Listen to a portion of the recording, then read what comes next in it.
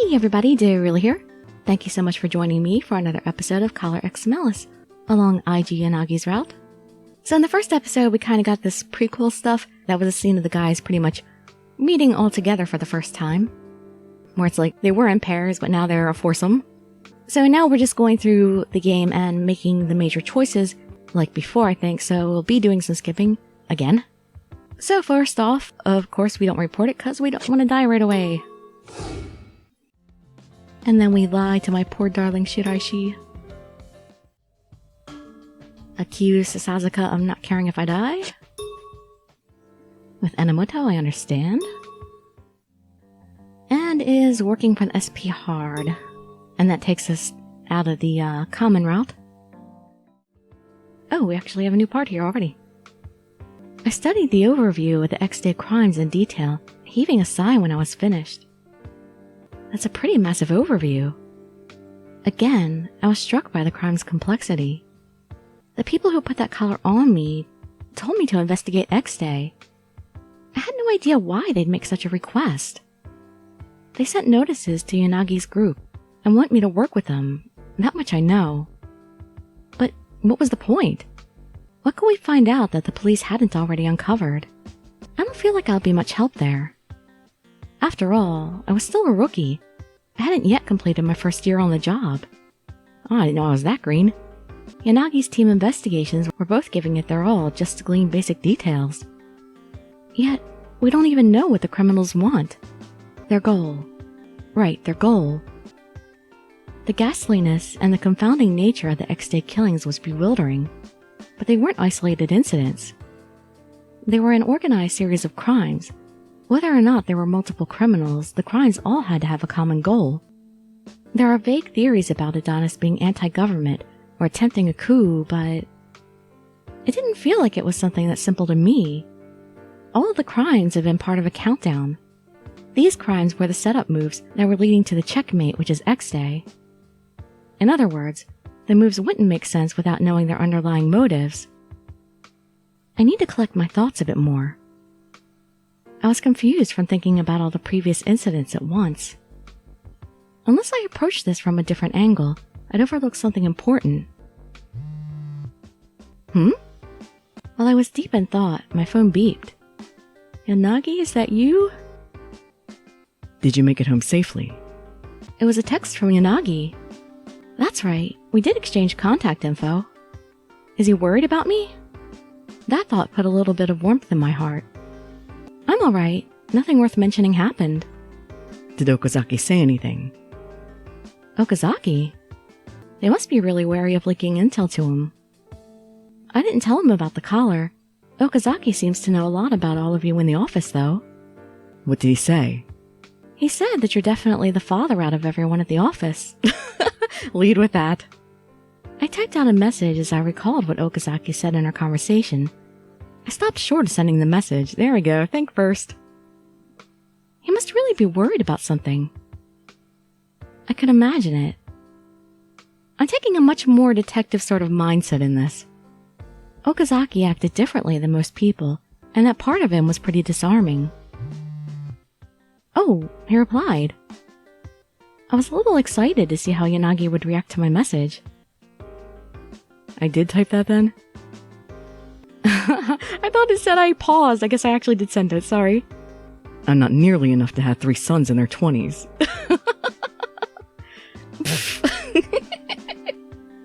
Oh, Yanagi. I couldn't help but chuckle at his overly serious reply. Oh, I thought it was a joke, actually. I think he means that you're reliable. I honestly can't tell with that guy. He certainly is mysterious. He looks dull, but he's pretty sharp. Don't let your guard down around him. Got it. I'll be careful. I couldn't let Okazaki know about the collar. I also couldn't let the fact that I was trying to investigate X-Day slip. I made a mental reminder to stay vigilant, and then I recalled something. I felt like the text exchange was over. Yanagi made no further replies. Come to think of it, Yanagi said he was investigating the X-Day crimes as a whole. If that's the case, Yanagi might have some insight about the entire series of incidents. Yanagi, can I ask you a few things? What's up? Wouldn't we be best talking in person for that? I gulped. I typed out the text. What do you think Adonis's overall goal for the X-Day crimes is? Adonis claimed they meant to rescue society. If they were just committing indiscriminate murder, that wouldn't really make sense. These crimes definitely had a purpose much larger than simply killing people. There was no need to go to such ridiculous lengths just to commit mass murder. After a short while, the reply came. Revenge. Revenge? That word had a profound weight to it. But before I could try to put the pieces together, my phone beeped again. Can you meet up now? Huh? I wasn't expecting that response. My train of thought was derailed, and I just stared at my phone screen. Decide. Well, I guess we decided. I guess we're going. Sorry to call you out right after you got home. No problem. I should apologize for making you come all the way out here. That's not a big deal. I'm the one who told you to go out again. There's something I wanted to discuss. Yanagi turned and started walking. Where are we going? I followed him, puzzled. You must be tired. You've been through a lot. You have no idea who put that collar on you, and you're now surrounded by strangers who doubt you. Nobody's expecting you to stay calm through it all. So you don't mind if I just freak out and break down right now? Give me a minute. His grumbled words expressed a moderate display of concern for my well-being. It made me a little happy. I realized that he'd always been like this. You haven't known him that long. Yanagi never acted like he suspected me. Instead, he treated me like I was a victim. Yeah, he's the only one that actually gives her the benefit of the doubt from the beginning. Everybody else was like, guilty until proven innocent. I'm okay. I'm a police officer after all. So I had to make it clear to him. If I was a layperson, I might have just cooped myself up at home and cried. But that wasn't the luxury afforded to me. If I lose control here, I wouldn't be worthy of wearing the badge. Do I have a badge or do I only have a police notebook? Some of the other things sounds like we just show him some notebook and everybody understands we're police. I see. You've got a lot of grit.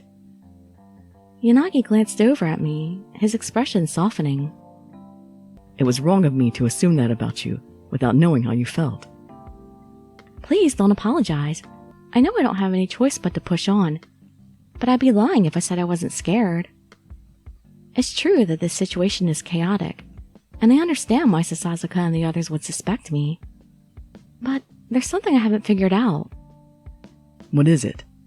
You don't really seem to doubt me. Maybe he did internally, but he shows no outward signs of it. Maybe he just has good instincts. Sasazaka stated that I might be tied to the criminals, but Yanagi had defended me. In my opinion, Sasazaka and Enomoto were the ones acting more normally. Objectively, I was the most suspicious person. My only claim to innocence was my words. Yanagi didn't say anything. I knew he wasn't ignoring me. He seemed to be deep in thought. Oh, we're here. The now silent Yanagi and I had now arrived at the detective office. Nobody's here at this hour. Everyone's out, so feel free to speak your mind. Right, but Okazaki could be lurking around any corner. He said that, but for some reason Yanagi went upstairs without entering the office. Wait for me! Heading to the roof? Is this going to become our place? He took me up to the rooftop of the detective office. There was now a sweeping nighttime view of the city, now sheathed in silence. Whenever something's bothering me, I come up here to relax. Ah, and smoke? I could feel a sadness in his voice. Without thinking, I looked at Yanagi, who was gazing at me as he talked. Yanagi? When I saw the sad look on his face, I was reminded of our first meeting. I remembered when he picked me up while I was paralyzed by the poison. Are you afraid of me? This is just like that other time. Right now, I felt like Yanagi's eyes had the same uncertain look as he did before. When we met again at his office, he seemed more calm and reticent. I saw no hesitation in those eyes. Why do you look so sad? Yanagi's eyes went wide. Sad? Yes, you were looking sad. With a small sigh, Yanagi approached and stood next to me. You don't remember me, do you? Huh? So he's saying that we've met somewhere else before? Yanagi was an ex-police officer, but I haven't worked long enough to have met him. Have I had a microchip in my head before and lost my memory previously? Even if he had been in investigations, we wouldn't have been introduced. Did I pass him somewhere? I think I remember someone like him. I racked my brain and had no memory of him. But if we had actually met before, then I've been being terribly rude to him. I'm sorry, have we met before? Yanagi grinned bitterly at my timidly asked question. Please don't begrudge me this. No, never mind. Don't worry about it. It was just my clumsy way of hitting on you. Things will be better if you just be honest, please. We probably could get something straightened out right here and now. If you would have just did it. Okay. Oh, right. I tried reading Enomoto's stupid book. Were you actually using a line to hit on a woman from that book? It said it was a good opening, like to break the ice with the girl you've just met. So I decided to give it a shot. You liar, I'm sure that's not what you meant. I see. Of course I knew he was lying. Yeah, see? Even Ichiko's not fooled. Even though I didn't remember it, I was pretty sure that Yanagi and I had met before. I suppose I shouldn't pry any further. Something about the mood told me not to press. In an attempt to break the awkward tension, I deliberately sounded cheerful. The book Enomoto has, right? Okazaki mentioned it. 100 heart-jerking love confessions, right? Oh, poor Enomoto. Oh yeah. That was its name. Shouldn't he know that? I just didn't think you'd need to use something like that. You and me both. I felt a great relief as he broke into a smile and laughed. Have we met before? Did you call me out here just because you wanted to ask me that? Well, for starters. But I was also curious about that text you sent to me. About the goal of X Day? Did I just turn him down since we didn't actually respond to that? Yeah. You said you thought it was revenge. That means... What do you think, Hoshino? Yanagi looked straight into my eyes. As you know, the X Day incidents are a series of crimes. Each murder has taken complicated planning, and they all seem disconnected, but someone is obviously orchestrating them all. I've been working under that assumption. It's likely that investigating them individually won't yield many results. Who is responsible for so many murders, and why? What are they trying to achieve by doing this? I'm not trying to test you on this, but you are going to be working with us from now on. If you don't mind, I'd like to hear your take. Yanagi's questions resemble the doubts that I had when I was reading about the cases. But... What? Are you sure? I softly touched my right hand on my collar. Yanagi would probably notice. Don't worry about that. The ones who told us to find the truth of X Day are the same people responsible. They definitely won't consider this detrimental. You're right. In fact, it was what the criminals wanted. That was the conclusion I'd arrived at while thinking about X Day. Then first we should, Yeah. What's the common factor that runs through all the X Day crimes? I thought back to the incident summaries. Let's see. A Roman numeral and coin, of course. The MOs were totally different for everybody. A Roman numeral and coin, right? Those items have been found at each of the crime scenes. Yeah, that's true. You could call them X Day's calling card. The coins are very intricately made, so they'd be very difficult to counterfeit. So if there was a copycat criminal trying to exploit the chaos, we know for sure. The thoroughness of the crime suggests that, even if the perps are different each time, they're directed by an organization. And for some unknown goal. Yes, Adonis makes announcements each time, and they've all had a common theme. Then, what would you say is Adonis's purported goal for these crimes? It would have been in the first announcement. To revive Japan, that's what they said. I think blaming the police is a symptom, is one of their stepping stones to reviving Japan. In order to restore tainted Japan to health, the countdown to X Day will now begin. I recall Adonis's first declaration. I couldn't forget the words even if I tried. To restore tainted Japan. Yeah. In other words, they're acting out of their own interpretation of justice. Whether the world accepts it as such is an entirely different question, though. At times, justice could be a blade of evil. What justice means to one person doesn't necessarily hold true for another person. Some concept of justice would always exist. Then, what did they find to be evil? That was also something that would exist, so long as there were people in the world. But what was evil to Adonis? The victims of X-Day crimes, they were punishing those people. The simplest interpretation would be that they thought the people who were killed were evildoers. Yeah, if the targets weren't random or chosen out of circumstance, but were specifically chosen, it would mean that all the X-Day victims fall under Adonis's definition of evil. The videos did always say that they had a reason to be judged. Yep. If they were trying to launch a coup, they'd hit the heart of Japan, like that attempt on the Prime Minister 2 years ago. That'd be true even if their final goal was just to kill important officials. That would mean these theatrical countdowns and killings of unrelated civilians just seem like they're for amusement. But they don't feel that way to me. They feel like they have a larger agenda. Shiraishi said that detailed plans like this are particular to a certain type of crime. They aren't treating this as a game. In other words, the X-Day victims were killed out of revenge. They were killed out of revenge? That's right. Yanagi quietly nodded. People commit murder because they have motive. There are countless possible motives. Disillusionment with life, superiority complexes, amusement, passion, grudges. The list goes on.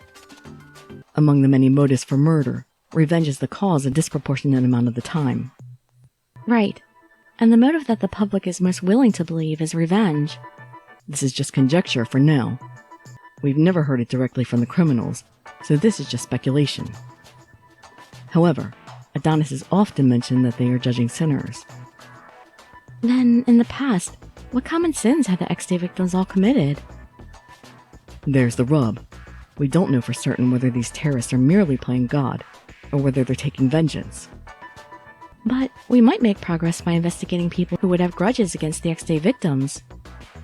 Right, but all those people have alibis. Yanagi smiled bitterly. The reason was made clear right away. They have alibis that are so perfect that it's unnatural. One thing was for sure. The X-Day murders had all been meticulously planned out. If the suspects all have airtight alibis, then the police can't really bring them in. Bringing in suspects without merit would be especially bad in this charged atmosphere. Moreover, the police officers killed in May had previously made mistaken arrests. The public had already long been murmuring that the police couldn't be trusted. Well, that's what we know. Of course, we have to investigate each murder. There are things the police are hiding, as well as details they're certain to have overlooked. We can't rule out the chance that a small lead might be the key that breaks the case wide open. The X-Day cases aren't just acts of terror. They're carried out by people, just like us. They're not the same nebulous, mysterious monster. People are creatures of emotions and desires. I think we need to know what drove the terrorists to commit the X-Day crimes. The driving force for the X-Day crimes. So many murders, possibly just for revenge. How deeply rooted was this despair? How heavy could these emotions be? I can accept what Yanagi's saying. Anyone pursuing this would need to consider it. But Yanagi wasn't just thinking of solving the case. He was sympathizing with Adonis. Well, you have to consider both sides very carefully. No, that wasn't it. This wasn't sympathizing. He had allowed himself to understand the thought processes of these terrorists who were menacing society with their heinous crimes. It's a tool to predict what they're doing or figure out what they're doing. Ask what Yanagi's goal is. Yanagi, why did you quit the police to investigate X-Day on your own? I felt I wouldn't see some details on the force. Yanagi's answer came freely, but I had a feeling that there was some hidden meaning to his words. Probably because of the collar? I'm just an underling, so I'm sure there are circumstances I don't know about. Maybe from Yanagi's point of view, he'd seen enough dark scandals within the police to cause him to reconsider being a policeman. Then, what's your reason for pursuing the X-Day cases? I felt like I had pried too deeply, and that's what we asked earlier, wasn't it? But I really want to know. I didn't suspect Yanagi of any wrongdoing, but it intrigued me. When Yanagi talked about X-Day, there was a certain gloomy look that would fill his eyes. Everything went quiet for a while. Yanagi stared out past the fence. The view of Shinjuku spanned the skyline. Huh. What lovely blue eyes he has. Is he like staring off in the distance and I'm staring into his eyes? I like the view of the city from here. I could feel a strong determination in his quiet voice. It's changed a lot lately. But there used to be many people here. There was no end to the petty crime. This was a hopeless city, but people could still live their lives, and I like that. I believe that having an everyday normal life is what's most important to people. Again, I felt that potent will in his eyes. Eating what you want to eat, doing your job, passing time with friends and family, and sleeping soundly at the end of the day. It's all been taken away. I can't allow that. I want to reclaim that for everyone here. A powerful wish. I knew these were his sincere feelings.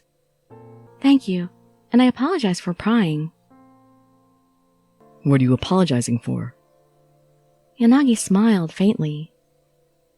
And just like that, all the tension I felt in the atmosphere was cut. I guess I was just nervous. I felt self-conscious. You were suddenly told to cooperate with and entrust your life to a shady group of people. Anyone in your position would want to know more about this, and that's just being safe. I really don't think you're shady at all, Yanagi. I didn't know what else to say, so I just sort of mumbled that, not knowing where to look. Well, I don't know about that. Maybe you're not cautious enough. Again, Otome heroine comes with the territory. Really? Just be a little more aware of things. Hoshino, can I ask you something? What is it? What is your goal right now? Right now? His direct question caught me off guard. Yanagi wanted to know my current goal. I have a couple. It's true that until recently, until I spoke to Yanagi, my goal was different. At first, I thought my priority was to remove my collar. Solving the case was a means to an end. But now, I really want to know more about the X-Day crimes. Why did this happen? What do these criminals want? I want to know all that and find out how I can help as a police officer. Though powerless as I am, I don't know that I can contribute all that much.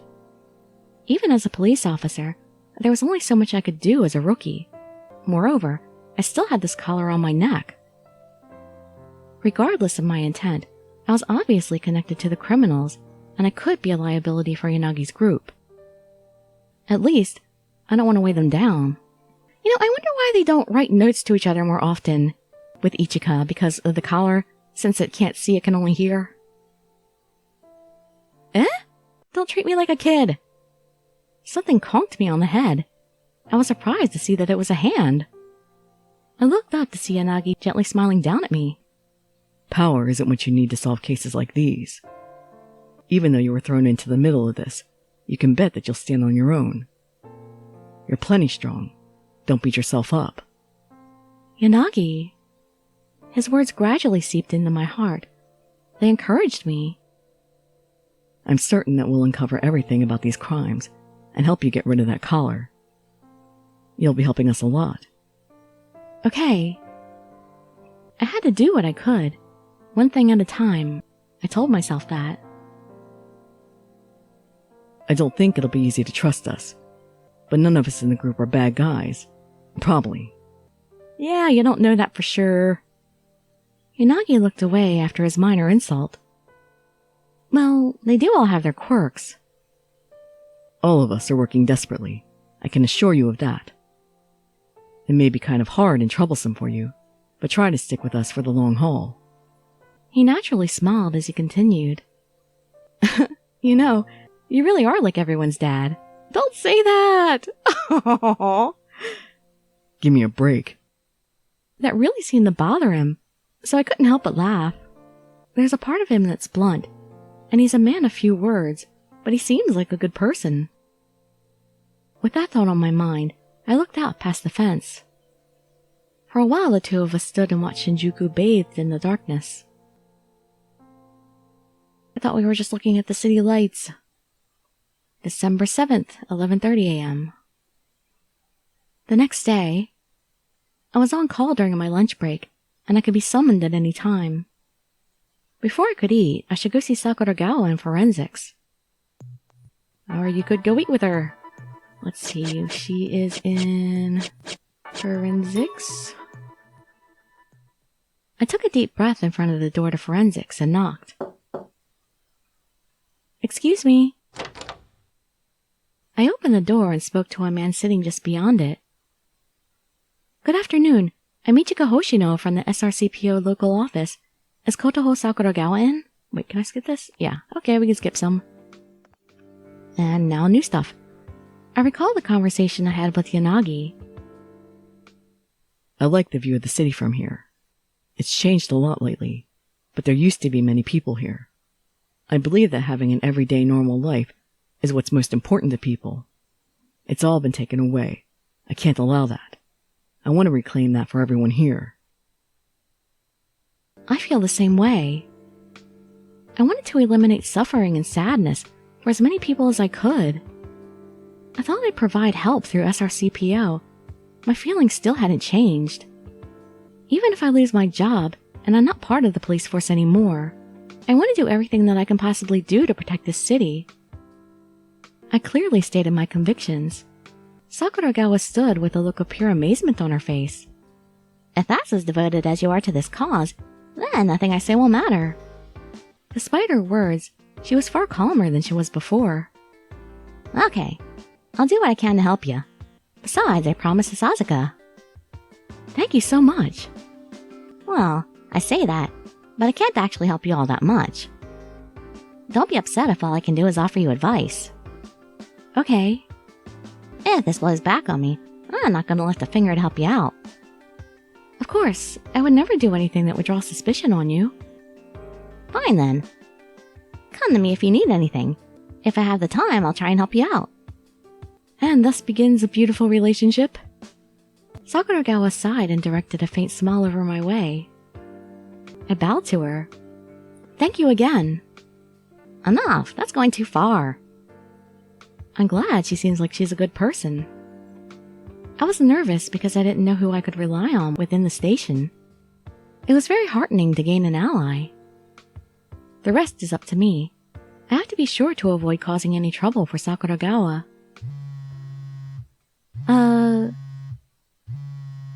Oh, and that's when we get the call. At that moment, my phone vibrated in my pocket. I hastily withdrew it and checked the screen. Yes, this is Hoshino.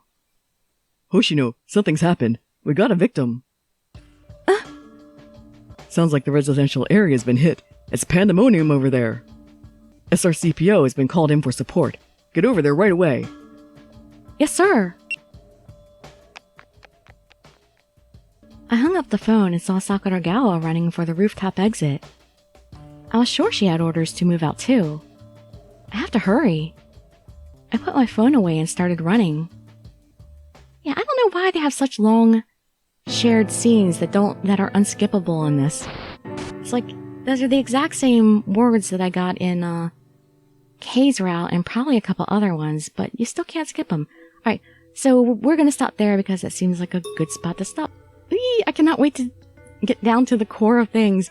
Because like I said, I was going through some of, Okazaki's route, and I'm like, man, I really wish I had read Yanagi before this, because there apparently are going to be things I don't know, and I'm like, I really wish I knew exactly all this stuff before doing Okazaki's in particular.